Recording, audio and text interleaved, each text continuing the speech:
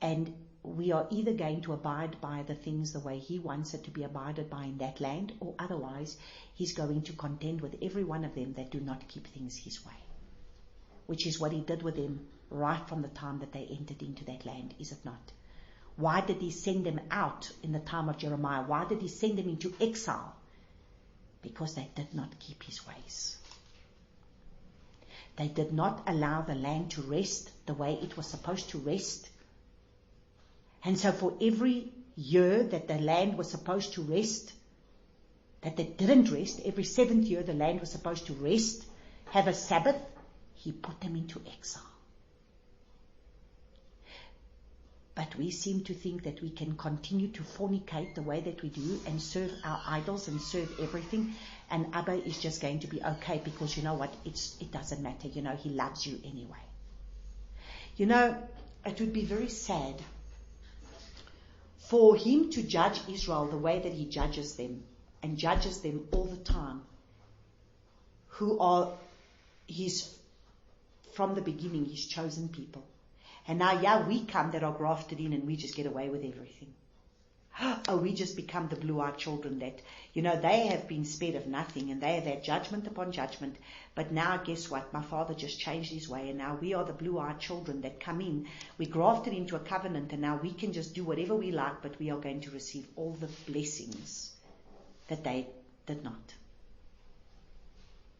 That's why it says how arrogant you are.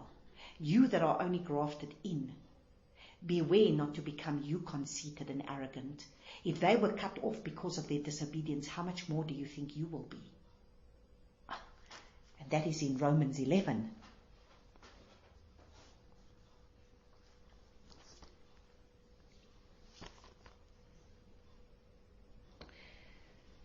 So he's jealous for his land and spare his people. So if we really look at this, Zechariah chapter 9, this is what Zechariah chapter 9 is trying to show us in terms of the dream. Zechariah 9 is showing us that what he spoke right in the beginning, what was going to happen, has come to pass. Even in terms of the deliverance that was going to come from Yeshua riding on a donkey, it came to pass. Everything that is spoken of here, where he's going to restore the land, where he's going to have a remnant, where he's going to bring a people, where he's going to bring Israel, and he's going to be able to contend with Judah, and he's going to make them a crown for him, for himself. They will be his jewels, his set-apart jewels in a crown. That is all talking about a remnant of people. That is talking about those that are going to shine in the dream. But it's also talking about a destruction that is going to come, which is the other part of the dream, the missiles that I saw coming into the land of Israel. There is destruction coming from around the nations of the world. Destruction is coming. Okay, now we're going to look at Hosea chapter 6, which is interesting because that's the very scripture by which the Father gave me when he started to say to me that we are in the third day. And he said from the time of Yeshua's resurrection, he was talking about the third day, the third day, the third day. And he says in the third day, Yeshua was resurrected, which is the number 7, the 17th day of the month of Abib. So, or the month of Aviv. It's the 17th day. And the Father said, we are in that third day. So, now we're going to read, this is another one of the scriptures that he gave me pertaining to this dream. And it says, come. Let us, 6? Verse 1. Chapter 6, Hosea 6 from verse 1. So he said, because he gave me Zephaniah 1, 2 and 3, Zechariah 9, Hosea 6, and then Haggai 1 and 2. Those were the scriptures that I had, that was the scriptures that are tied into the stream. Come, and let us turn back to Yahuwah. Are we listening to the sound? This has been the sound that has been out there for how long? Come, let us turn back to Yahuwah. For he has torn, but he does heal. He has stricken, but he binds up. So if you don't, for you to return back to him, let me tell you something. A lot of people do not find him. I personally am one of those. I didn't find the Father in a very amicable place. I didn't find the Father when things in my life were going very well. I didn't even know Him. I wasn't even looking for Him. I didn't even need Him. He was oblivious to me because I was not a religious person at all. And I was almost 30 years of age living my life, or I was already 30 years of age living my life, enjoying my life, before I finally found Him. And let me tell you something. I only found Him because I had to go through a very hectic lawsuit. And that lawsuit brought me to my knees because I knew there was only one that was going to help me out of the difficulty that I was in. Was only He that was going to be able to come and deliver me. No one else was going to be able to help me because I was up to my last hair on my head in nonsense that I had put myself in. And only the Father was going to be the one to have to help me out. And there was no one else that I could turn to. And so it's amazing that He says, come, let us turn back to Yahuwah, for He has torn. But He does heal us. So if we start to look at what we go in this land, and as we're going to get into Haggai chapter 1 and Haggai chapter 2, we're going to see it a little bit clearer. Because He has torn, but He does heal us. He has stricken, but He does bind us up. So you know what? It's not a bad thing for Him to take you through a wilderness. It's not a bad thing for when you go through difficulties. It's not a bad thing when you start losing certain things in your life. It's not a bad thing when you start going through a lot of problems in your life, because all He's trying to do is for you to do introspection. Take time out and start to look and see, okay, Father, what is it that's going on in my life that is standing up against you, that is not in right standing with you? Because when all these things start going on around me, then He's trying to get my attention. He's trying to say to me, okay, listen, my child, come back to me. Somewhere along the line, you're very far away from me. Come back. And He's got to take us through this wilderness, because it was in the wilderness that He was revealing Himself to the Israelites, wasn't it? Because He needed to get Egypt out of them. Because every time it was in Egypt this and in Egypt that.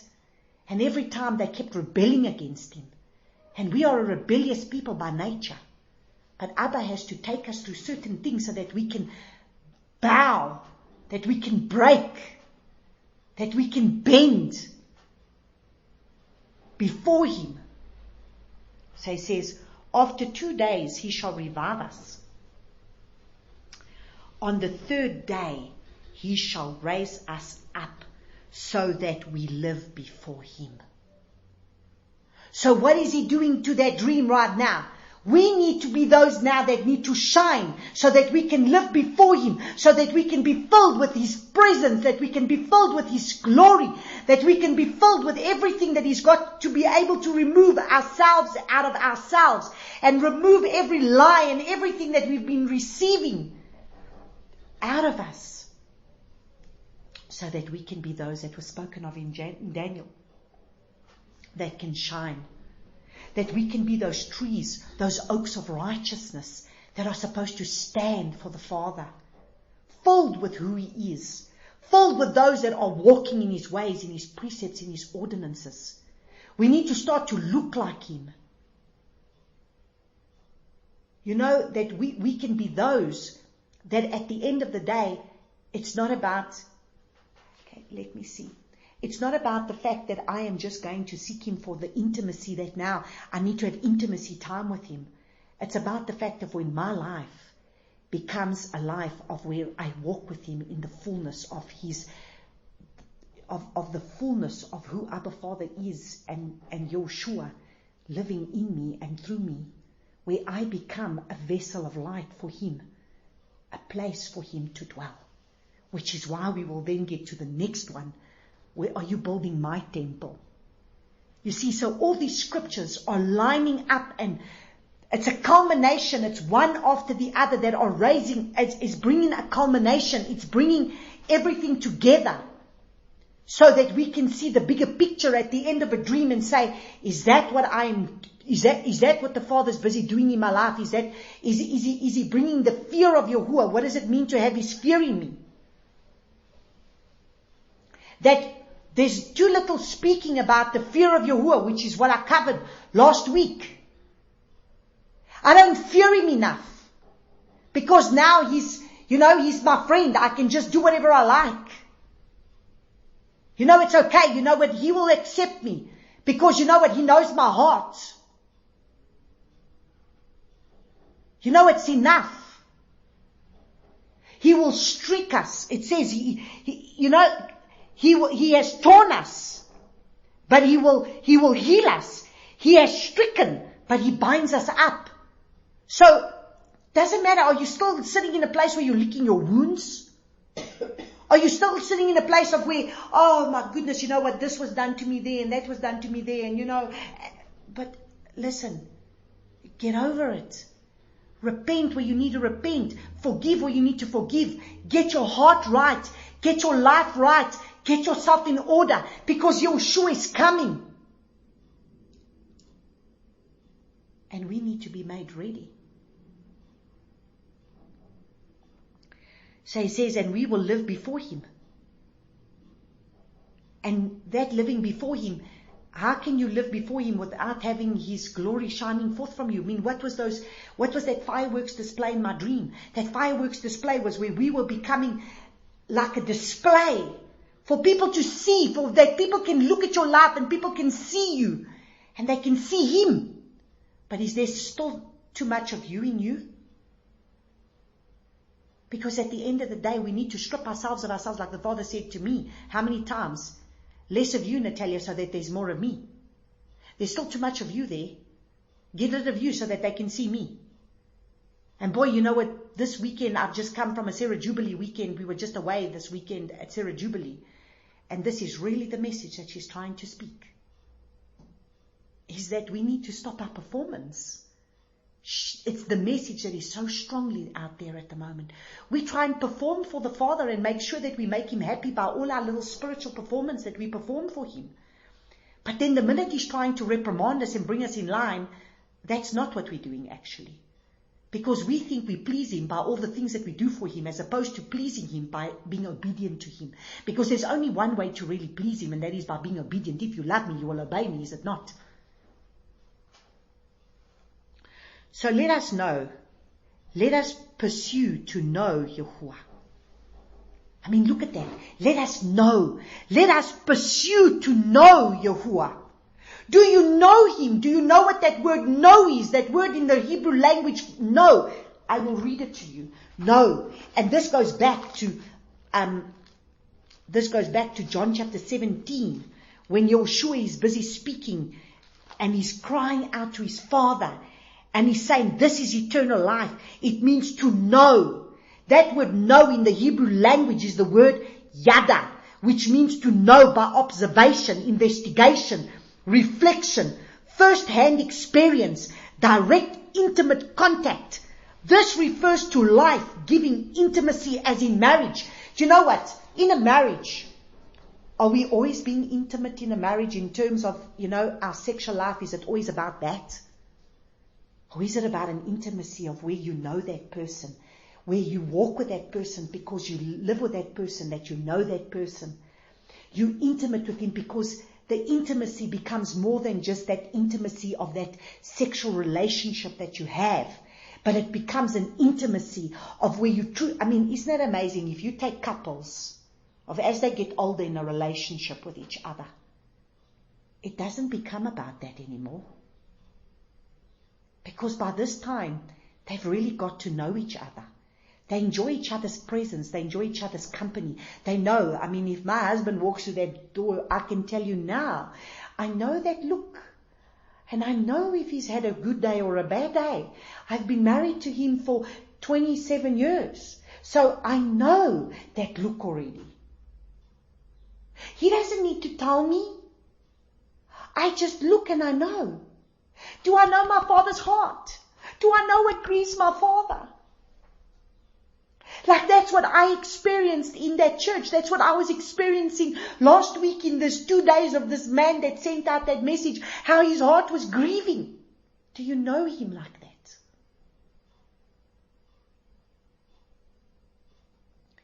It's intimacy as in a marriage. direct, intimate contact with Alua. He wants a marriage. He wants a betrothal. He wants us to be intimate with Him, not just that we go and have little intimate quiet time now. Okay, hang on a second, I'm going to take 5 minutes now, I'm going to take an hour or 5 hours, and I'm going to have that intimacy with Him now. My life must be intimate with Him in everything that I do. My life must be about Him. You know what, when I am, think about it, when a person is getting ready to be able to get married, like I said to you last week, is that not what that person thinks about? Is that person, you don't have to tell a bride to think about her husband to be. She automatically, that's what her mind is about. She can't wait to be with him.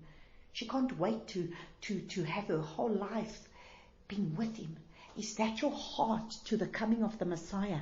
Is that how you feel? Is that how you feel, that you cannot wait to finally be with him forever, that you may never be parted again? Is that truly how you feel?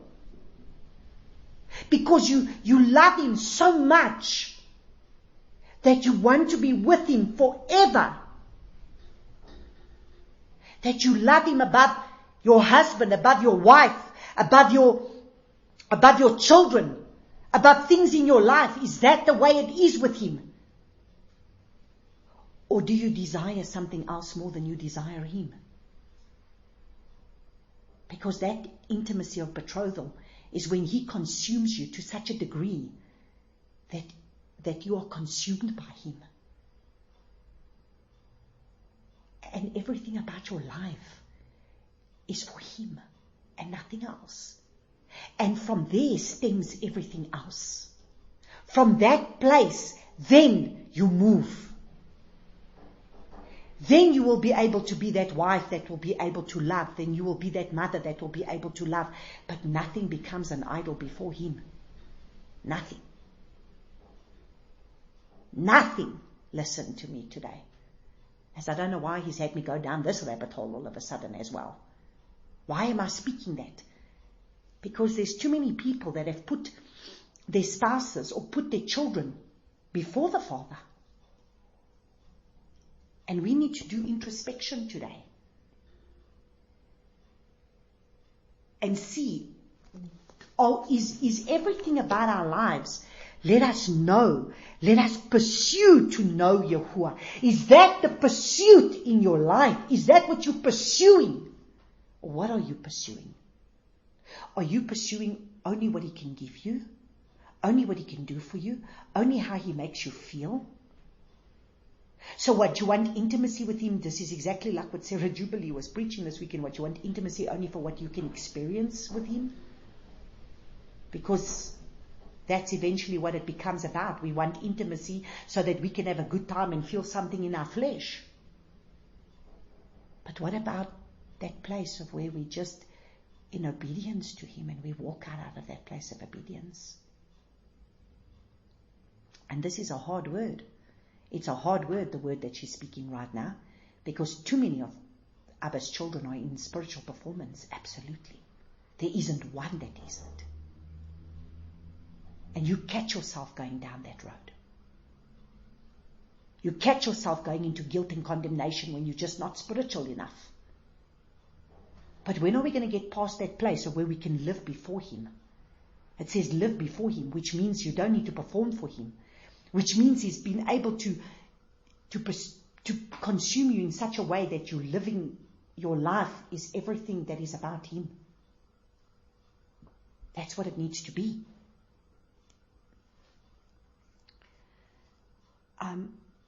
His going forth is as certain as the morning, and he comes to us like the rain, like the latter rain, watering the earth. So you see, he comes like the latter rain, where he wants to fill you to capacity. We need to be those that are filled with him to capacity, because we pursue him. Because we want to love what he loves. And we want to hate what he hates. And that was one of the Psalms. That was one of the Psalms that... let me just quickly get there. Psalm 45 that was also attached to Zechariah chapter 9 that I didn't read, because I just love Psalm 45. So Abba's given me that psalm so many times. Psalm 45.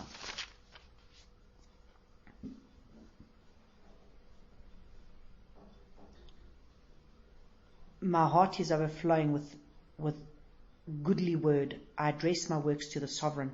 My tongue is a pen. I address my works to the sovereign. My tongue is the pen of a speedy writer. You are more handsome than the sons of men. Favor has been poured upon your lips. Therefore, Allah has blessed you forever. I want that. Yeah, I wanted the verse. And it's in verse 6. The throne of Allah is forever and ever. The scepter of your reign is a scepter of straightness. A scepter of straightness. Now we covered that straightness, remember. And you have loved righteousness. Now listen, you have loved righteousness, which means you have loved His Torah, His ordinances, His precepts. You have loved righteousness and hated wrongness. Therefore, Allah, your Allah, has anointed you with the oil of gladness more than your companions, and all your garments are of myrrh and aloes and cassia. So, does it tell you that you are to hate wrongness?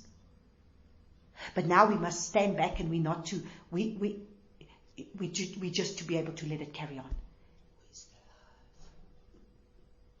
Do you see? You have because you have hated what is wrong. Therefore, Allah, your Allah, has anointed you with the oil of gladness more than your companions. Because we need to love what is right. Love what He loves and hate what He hates. Don't call what is good evil and what is evil good.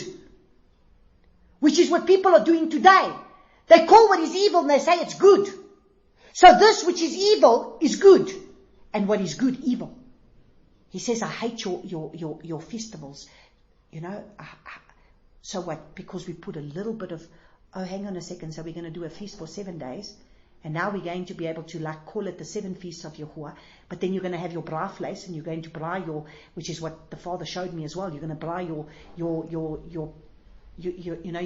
your bacon, and you're going to have your breakfast with your bacon and your eggs and your wors sausages and everything else that you're going to have, but boy, it's okay, you know, it's fine, don't worry about it, sure.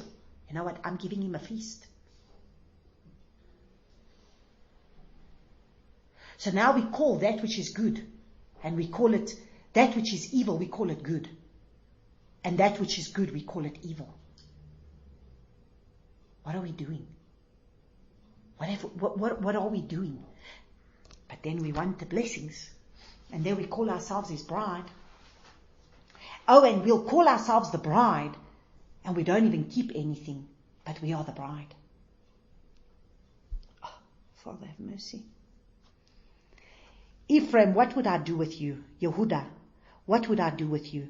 For your loving commitment is like morning cloud, and like the early dew, it goes away. Is that what He's saying of us? Is that what He's saying of us? Instead of you being overflowing with passion for me, you are like the dew. You know what? In the morning, there's a little bit of water and then it fades away. It's not like the big rain that comes with waters and seeps in. No, we will be those that we've got a little bit only, that we are there. You know, we take that little bit of time to spend with Him, but it's not that our life is consumed by pursuing Him and pursuing to know Him. We have our little bit of quiet time here and there, and then that's all it is. Or is your life consumed with who He is? And that everything about you is to please Him. Everything about you is to be able to make sure that you are pleasing to your King. Is that really what is in your heart? Or have we become like what He's speaking of here, of Ephraim, and He's speaking of Yehuda? For your loving commitment is like a morning cloud, and like the early dew, it goes away. Oh, so we obey Him in this little thing, but then we don't obey Him in that. Oh, so we can obey Him in this, but we don't obey Him in that. So we will pick and choose what we want to obey Him in. Therefore I have hewn them by the prophets. Sure. Therefore I have hewn them by the prophets. I have killed them by the words of my mouth, and my right rulings break forth as the light. That is why the Father needs his prophets now to raise up more than ever, to speak straight. Do you understand? We need to have the prophets to be able to bring people back to him. Because I have killed them by the words of my mouth. Amazing, hey? His mouth spoke and they were killed. And my right rulings break forth as the light. So you see, we need his right rulings to break forth in our lives like the light. Because it's those right rulings that will make us shine. For I delight in loving commitment and not in slaughtering. There we go. Let's read it. For I delight in loving commitment and not in slaughtering, in the knowledge of Elohim more than ascending offerings. So now you want to be able to go and offer him your feasts, and you want to be able to offer him your worship, and you want to be able to offer him all these things that we do in our flesh. But there's no obedience to him. What are you doing? He says, if you love me, you will obey me. So I want loving commitment. I do not want your ascending offerings. For I delight in loving commitment, which means because you love me, you are committed to me, no matter what. Like the Father says, the circumstances do not change for the occasion. So in my case, like I'll have people turn around and say to me, you always dress like this. I say the circumstances don't change the dress code. The circumstances don't change the dress code. I don't 1 minute dress like this and the next minute dress another way.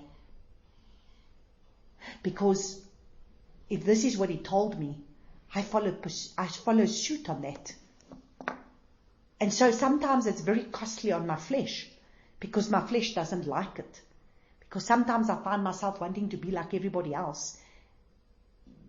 But you can't 1 minute love him by obeying him in that, and then the next minute say, well, you know what, I don't want to obey him in this area, because that's just not what I want to do, because it's going to cost me in my flesh.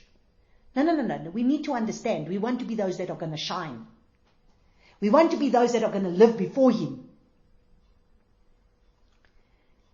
And that's why he says, there's Elohim, and in the knowledge of Elohim, so he says, for I delight in the loving commitment and not in slaughtering. And in the knowledge of Elohim, more than ascending offerings. So it's better for you to know him than for you to go offer him. Knowing him, knowing what is in his heart, knowing what is pleasing to him according to this word, knowing what is pleasing to him according to his precepts, his ordinances, his Torah, his ways. That is what is pleasing to him. Not in your ascending offerings. Which is what he was saying to Israel all the time. But now we change the circumstances. We change the circumstances. I'll tell you what the Father showed me. It was like when I went to the church of Ephesus. This was the picture that he gave me Friday morning. When Abba was just revealing to me all these things about my heart was just so distressed about what was going on in our nation. And you know what? What I saw the temple of when the Father took us to the temple of Artemis. Then in Ephesus, in the city of Ephesus, there was a place called the Temple of Artemis. And I remember seeing this table. And on this table there was like the goddess Artemis. And then this little sexual god that had a sexual, you could see it, the whole thing was a sexual little god. And these statues was on the actual stand. And on that same stand was the statue of Mary. And then I looked at this, and then the Father said to me, now tell me, my child, how different is that? So now look at what they did. In those days, Artemis was a serious goddess, and that was not allowed. So, wow, let's get rid of Artemis, and let's get rid of this little sexual god, because these are all those little gods, all the idolatry that we have that we're not to keep. It's another god. So let's chuck it out. It's not good. But now it's okay to have a mountain in Ephesus with a big statue at the foot of the mountain of Mary. Because, excuse me, she's the mother of Jesus. So if she's the mother of Jesus, she's got to be holy. So it's okay, I can have a statue of her. And now I can have a mountain dedicated to her, where I can even have little prayers being offered to her. You see, because now that becomes acceptable, because guess what? She's now the mother of Jesus. So she's holy. So now they start a whole new religion. And now it's okay for them to be able to remove the Artemis statue, remove the other sexual god statue, remove all those statues because those are real gods. But Mary sitting there is not a god. And just you try and confront a Catholic and tell them that this is not right, and they will stand up against you. The same as you now try and stand up against a Christian and tell him that for you to have a Christmas or an Easter or any other feast apart from the ones that are spoken in his word is not right, and you are creating your own little idolatrous little thing, and they will stand up against you and say, how can you say that? This is for Jesus. Your good intentions at the end of the day is not going to make it holy. And this is what we need to understand. All our good intentions in the eyes of the Father, let's go back. Let's go back to the Garden of Eden. Let's go back to when Adam and Eve were thrown out of the Garden of Eden and when we saw Cain and Abel. Abel did the right thing, didn't he? And did Cain not have the right intentions? Did he still not do the right thing? The right intentions was to be able to give the sacrifice, wasn't it? He gave his fruit of the land, didn't he? But did he give his first fruit? Did the Father accept it? No. It starts there already. The rebellion of man is already there to be able to offer Father sacrifices according to our own fleshly works. And then thinking that he will bless it. Nothing has changed. Because that's exactly what the enemy does. The enemy wants us to be able to just deviate just a little bit of disobedience. A little bit of disobedience is disobedience in the eyes of the Father, which will bring destruction in the end. Because disobedience is disobedience. The Father said to Cain clearly, if you were to be obedient, would I not have blessed you? But he didn't. And then that disobedience grows into bigger sin. Because now he got into anger. And then eventually he got into murder. And all because of what? No, he actually got into jealousy. He got jealous of his brother. And the jealousy in turn brought on the anger, which eventually killed his brother. So, do you see what we're doing? Do you see where are we going with all of this? We need to get our perspective right. We need to get our foundations right. Because this is what the Father's trying to show us here. We cannot do it our way. Otherwise, this is, as I was meditating with him on all of this that was going on, and I was saying, Father, and all of a sudden, I just had this vision of when I was in Ephesus. And he says, do you see what they do? They're building me a golden calf. Let's go back to the golden calf. Did they not, in all honesty, build a golden calf believing that that was Yahuwah? And Yahuwah was the one who was going to lead us out of the land of the wilderness into the promised land. They did it in all goodness, didn't they? They built their own religious system to be able to carry the Father's presence. And this is what we're still doing with our Christianity today. We are building our own religious system. It's a system that has been built out of its own ideas and its own ways that has distorted this word because it doesn't have a foundation on what it's built on. And then it wants to carry the Father's presence. And now we say it's okay. It wasn't even okay for the Israelites to be able to not follow the Father's precepts, ordinances, Torah and his ways. It was not okay for them. So what makes it think it's going to be okay for us? Yeshua's purpose and plan was to restore us to what we lost, which was come back to the covenant that he gave us from the beginning. There isn't another covenant. He restored us to a covenant. The renewed covenant is the fact that where a Gentile, a Goyim, did not have a right to that inheritance. It was only given to the Israelites, which now they too, the foreigner, has a right to be able to be grafted in, is what we looked at last week in Isaiah chapter 56. Oh, here we go. But like Adam, they transgressed the covenant. There they acted treacherously against me. There, I just mentioned Cain and Abel, and I just mentioned Adam and yeah. But like Adam, they transgressed the covenant. Because Father gave them one command. You shall not eat from that tree. And what did they do? They transgressed. Then Father said, give me first fruits offering. Abel gave first fruits. What did Cain do? Gave his own offering. Any offering. We transgress. They transgress. They acted treacherously against me. We are treacherous when we don't do things His way. Gilead is a city of workers of wickedness, sprinkled up with blood. And as bands of robbers lie in wait for a man, so the company of priests murder on the way to Shechem, for they have done wickedness.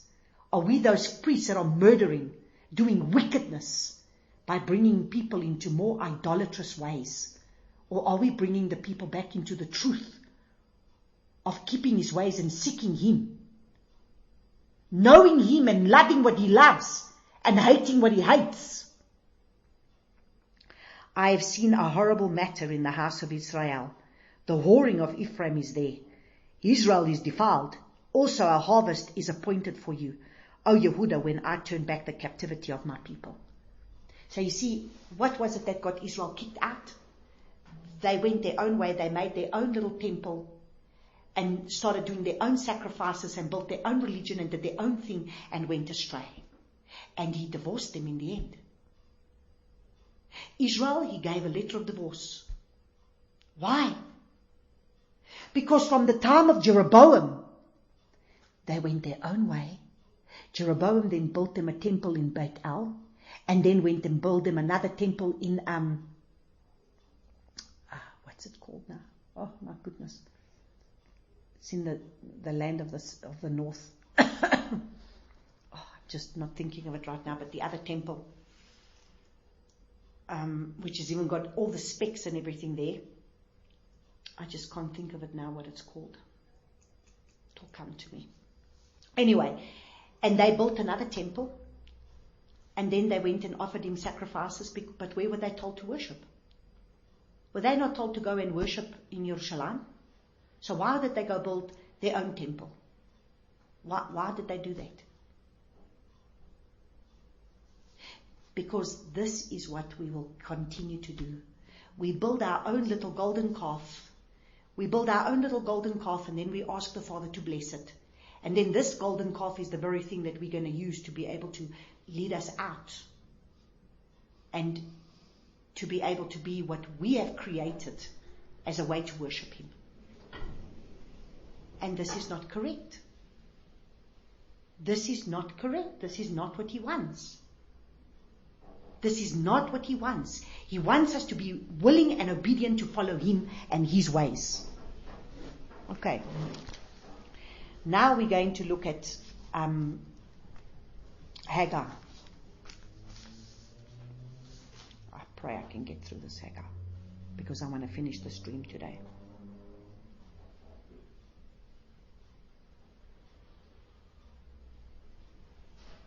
Okay.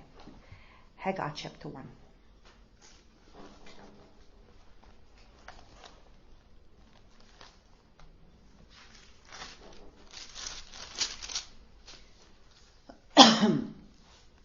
So if we look at the story behind Haggai, after the Israelites returned to Jerusalem from exile, much restoration was needed in the city. The prophet Haggai, along with Zechariah, realized the importance of having a place of worship and encouraged the Jews to rebuild the temple as Elohim had directed them. The Israelites were slow to obey Elohim, and after He told them to rebuild the temple, they spent 18 years rebuilding their own homes and ignoring Yahuwah's house. They had good intentions for rebuilding the temple, but they had not done it. They thought their good intentions and plans to rebuild the temple would satisfy Yahuwah's request. They thought that they were being obedient to him because they knew they would eventually get around to doing what he had told them to do. But after 18 years of putting off obedience to Yahuwah, they began to suffer drought, crop failure, and all kinds of discomfort and troubles because of their procrastinating. So, do you see the thing here? We build our own, like them. They went, I just remembered the place, it's called Taldan. The Jeroboam, when he took them up north, he took the Israelites, he took Israel, the 10 tribes, he took them up north. And when he went up north, he first built a temple in Beit El, and then he went and built a temple in Beit El. In Taldan. And the specs of everything there is in Taldan. Even the altar where they did the sacrifices, the specs are 100%. And guess what? They even found the animals didn't even have the shank bone, the shoulder bone, because even that was to be taken. And when they went through the ruins of the animals, they found no unclean animals there. So you see, your good intentions are good intentions. But if they're in disobedience to the Father, what are you doing? Do you think he's going to accept it in the end? So this shows you, Jeroboam was told. And then what happens is when you start to go into disobedience in one direction, you will eventually go into disobedience in everything. Because eventually, Jeroboam started off not being bad, but in the end, what he did, he became a king that didn't want the people to be able to go into Jerusalem because he was scared that he was going to lose control over them. And they would eventually go back. So now he found a way to control them. So you see, that's what eventually happens with these false prophets and false preachers and everything. They need a following. So then they will keep the people by giving them more and more deception that comes in. Because now they want the limelight.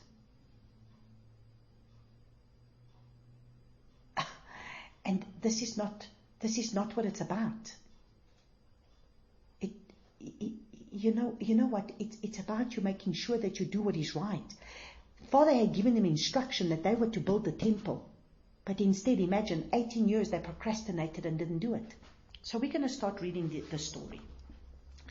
In the second year of Darius, the sovereign, in the 6th new moon, on the first day of the new moon, the word of Yahuwah came by Haggai, the prophet, to Zerubbabel,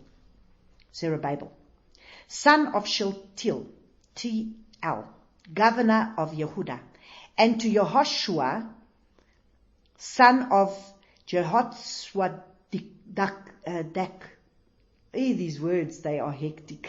The high priest, saying, Thus spoke Yahuwah of hosts, saying, This people have said, the time has not come, the time the house of Yahuwah is to be built. So the people were saying, Thus spoke Yahuwah of hosts, saying, This people have said, the time has not come, the time of the house of Yahuwah is to be built. Then the word of Yahuwah came to Haggai the prophet, saying, Is it time for you yourselves to dwell in your paneled houses, and this house be in ruins? So you see, we worry more about our comfort of our own lives than obeying the Father. So let me take care of number one. As long as my life is okay, and as long as I have what I want, that's okay. It's sharp. No problem. And now thus says Yahuwah of hosts, consider your ways. So what is he saying? Consider your ways. What are you up to? What are you doing? This is what the Father is saying. What are you doing? You have sown much, but brought in little. Eat but do not have enough. Drink, but you are not filled with drink. Clothe yourselves, but no one is warm. And he who earns wages to put it into a bag with holes. So you see, this is exactly what Abba is speaking in this hour to us, saying, what are you up to? Are you doing what I've told you to do? Are you doing what I've told you to do? Are you building your own kingdom? Are you building your own houses? What are you doing? And then you take care of your own life, and then we wonder why then sometimes things in our lives are not going well, because then we don't have, we have difficulties that are coming in our lives because everything about our lives is for ourselves. When he's saying, you have sown much, but brought in little. Eat, but do not have enough. Drink, but you are not filled with drink. Clothe yourselves, but no one is warm. And he who earns wages to put it into a bag of holes. So what are we putting our focus, our time, our energy, everything into? What are we doing it into? What, into the things of this world? Because whatever we're trying to gain from this world is going to be taken away from us soon enough. That's why the Father said clearly that we are to put our treasures in the heavenly things, where the moths will not be able to come and take it.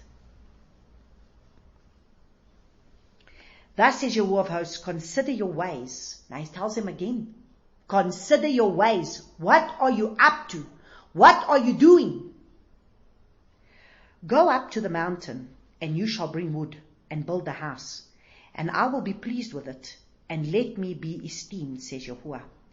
When you looked for much, then see it came to little, and when you brought it home, I would blow on it. Why? Declares Yahuwah of hosts. Because of my house which lies in ruins, while each of you runs to his own house. So what is our focus? Are we trying to get our lives in order? Because I'm going to go into this in a little bit deeper. In what does it mean to build the Father's temple? Where your life of your body becomes his temple. So what is he trying to tell us now? Are you trying to get your temple right? Are you building your own temple? Are you crucifying your flesh to become more like me? Or are you just allowing your flesh to have more and more of its way so that it becomes about you? What are you doing? So, he says in verse 9, when you looked for much, there, see, it came to little. And when you brought it home, I would blow on it. Okay, from verse 10. Therefore, the heavens above you have withheld the dew, and the earth has withheld its fruit. And so this is even what's going on in this nation. Because we want all the blessings of the Father. But like he showed me, how many people go to these, they go to these churches, and it's all about going there to receive messages that tickle their ears, that it's for their own flesh, for their own gain, so that they can acquire more stuff for themselves and acquire more for their lives, where at the end of the day, we're not doing anything in being able to become obedient into what the Father wants. So what? Do we go to church so that we can get a message that it's more about crucifying our flesh and getting to know him more and becoming more and more obedient into following him in the way he wants to be followed? Or are we going there so that it's more about my flesh and what my flesh wants, and I will continue to be in disobedience? Because if he tells me that I'm supposed to keep feasts and the Sabbath, and I'm supposed to walk in a certain way, and I'm supposed to not eat in a certain way, and I'm supposed to wear tzitzits, and I'm supposed to do all these things that he's telling me that I'm supposed to do, and I will continue to procrastinate and say, yes, one day I'm going to get there.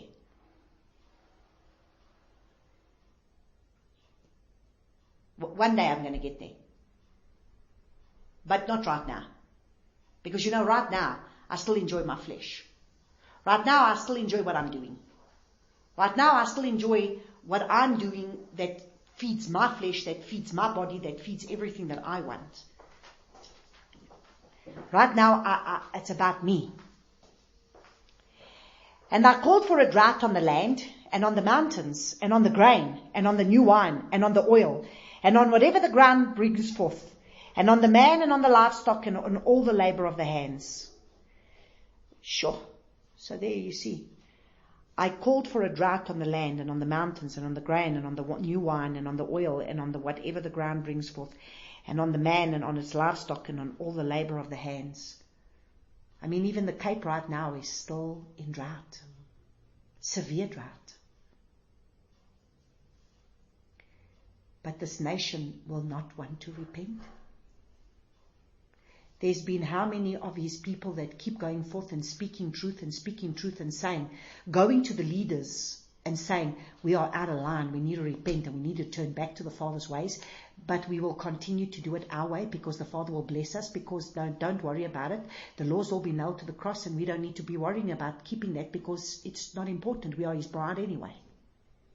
What are we doing? How long before we will finally be obedient? How long? What needs to come before people will finally obey? I mean, they were 18 years, but the Father said, look what you're doing. You keep building your own house, you keep doing your own thing. You keep building your own house, you keep building your own thing. What are you doing? Then Zerubbabel, son of Shealtiel, and Yehoshua, son of Jehozadak, the high priest, with all the remnant of the people, obey the voice of Yahuwah, their Elohah, and the words of Haggai the prophet, as Yahuwah, their Elohah, had sent him. And the people feared the presence of Yahuwah. So tell me, where is the people fearing the presence of Yahuwah?